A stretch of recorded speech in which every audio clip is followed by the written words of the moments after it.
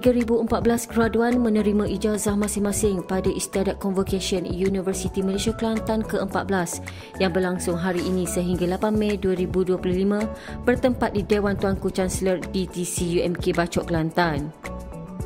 Sidang pertama hari ini, majlis meraikan seramai 123 orang graduan yang terdiri daripada 53 orang graduan ijazah Dr. Falsafah, 4 orang graduan Dr. Pentadbiran Perniagaan, 44 orang graduan ijazah sarjana Mod Penyelidikan dan 22 orang graduan ijazah sarjana Pentadbiran Perniagaan.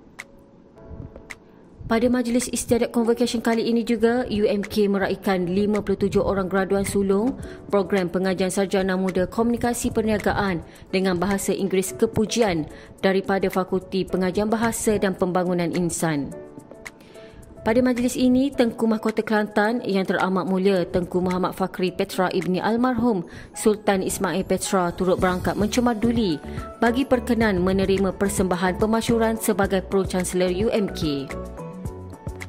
Baginda juga turut berkenan mencemarduli menyampaikan ijazah kepada semua graduan yang hadir.